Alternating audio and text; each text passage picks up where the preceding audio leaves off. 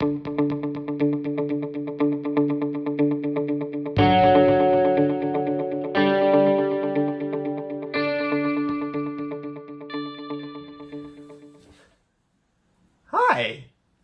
good to see you. Wow, how are you? Well, I know it's great. Everything's nuts right now, but it's so good to see you. It's been a while.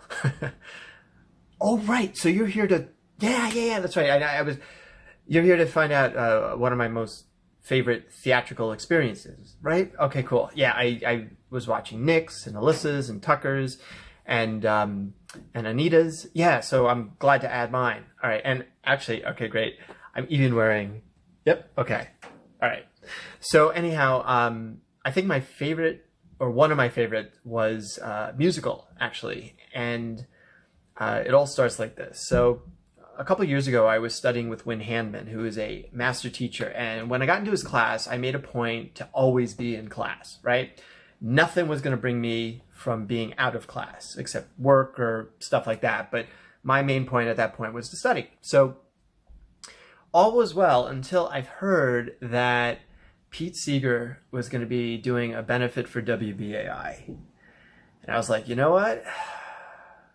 I think this kind of takes precedence. I mean, no offense to Win, but I was like, I need to see Pete Seeger. I had heard his music for so long, whether it was other artists covering it or hearing it at camp or listening to my parents play it. So it was really ingrained in me growing up. And I love folk music. I love country music. I love music that tells a story and takes you from point A to point Z in as many steps, but it's just it's rich, and he is such a rich storyteller in his music. So when I heard he was coming, I'm like, okay, you know what? Sorry, Win, but I'm gonna do this. So I got a ticket that would give me a little bit better access, and it was just me. So I'm waiting in line outside the cutting room, and they say, how many in your party? And it was just me. So I said, just one. And they moved me right to the stage. It was a table of 3, and there was a couple and me. And I was so close, I could literally just touch the stage, right? So it was amazing.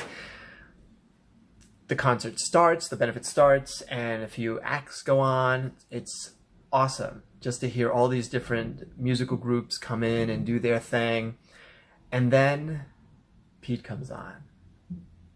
I mean, the guy is over 6'2". I mean, he's tall, and he's got this guitar that's so tall as well. It's like he could use it as a cane. Like, it's about 3/4 the size of his body, right? And probably you could stand it up and I could just rest my chin on it. You know, like, it's huge.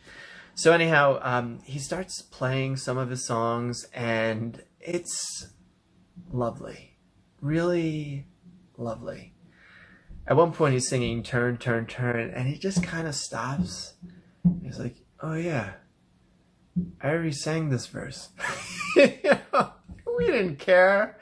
We were all singing along with him, and in kind of that voice that just is just, it's in unison, it's in choir, it's just in communion, right? Ah, oh, so nice. It was like this energetic bath just surrounding us, and just love in this room.